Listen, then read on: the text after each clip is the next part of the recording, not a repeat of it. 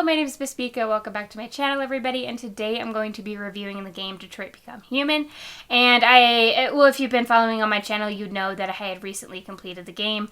And this is just based off of my experience. So, like with any review that I do, it's based off of like how I experienced the game, and each experience will obviously differ from each other. But hopefully you guys enjoy watching. So the game Detroit Become Human came out in May of 2018, and basically it is set in Detroit, obviously, in the year 2036, and so basically androids had been introduced to humans, and they kind of advanced so much so that they were able to like help humans with everyday tasks. Well, eventually the androids start feeling stuff that isn't in their program, like human emotions such as empathy and things like that. So the androids start to rebel. And so you're kind of like with three different characters and witnessing how it is for them as they're kind of transitioning into their own person, essentially, is like, that's like the best way I can describe it. And it's such like a beautiful game. Like, I don't even know how I found this game. I think it was on sale on PlayStation Store and I happened to see it, but I'm so glad that I found this game. Like, it's amazing. And one thing that I also really enjoy about it is it does have that butterfly effect. So every choice that you make will have a different outcome in the future.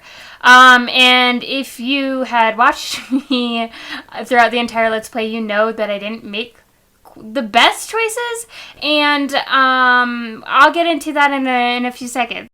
So the reason why I say that I feel like I had the worst possible outcome out of this game is because I actually played this game back to back, so I recorded back to back, so it only took me maybe about a couple of days to actually complete the game fully. But you guys don't know that because I had it all recorded and then uploaded accordingly, of course.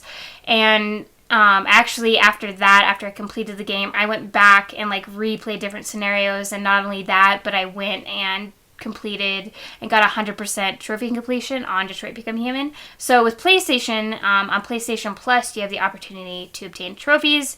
They're just like basically little achievements.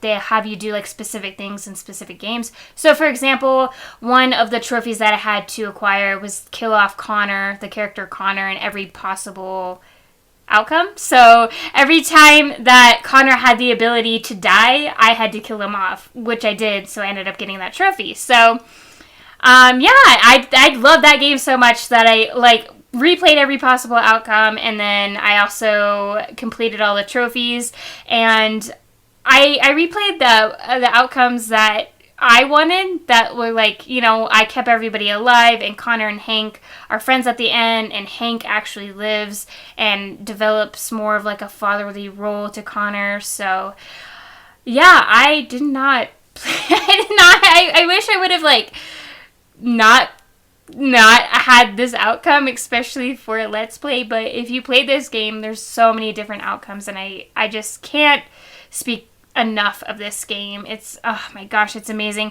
And they also have a really awesome cast. So the first person that I noticed when I played, when I first started playing, is Marcus. He looked so familiar, and it was like his eyes for some reason were really familiar to me. I'm like, I know this guy from somewhere.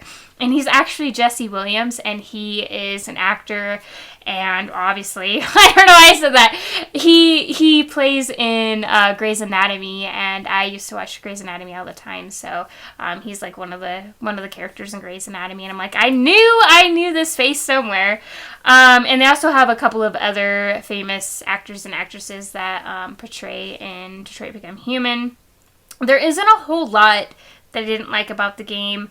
I think the only issue that I didn't like is camera angles. Like, for me, it's just camera angles. I just don't like camera angles, I guess. But it just felt like if it was more free roaming, like you were able to adjust the camera yourself, I felt like I would have enjoyed it. Like, this would have been a perfect game.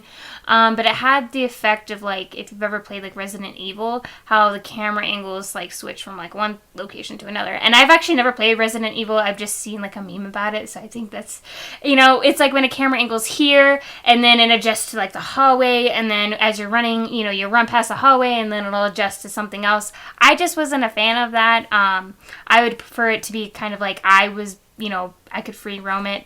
Other than that, it was pretty great. I liked how they had different characters. Like, you got to portray and get a feeling for how these characters are feeling. Like, all of them are going through, their own stages of, like, becoming their own person, essentially. So you have Kara, who is basically abused by her owner, and she sees this child that's in danger, and that's when she is like, yes, I need to help this child. And then you have Marcus, who was loved by his owner and treated well, but his owner ended up passing away, and he ends up getting shot, so he has to basically build himself from the ground up, literally.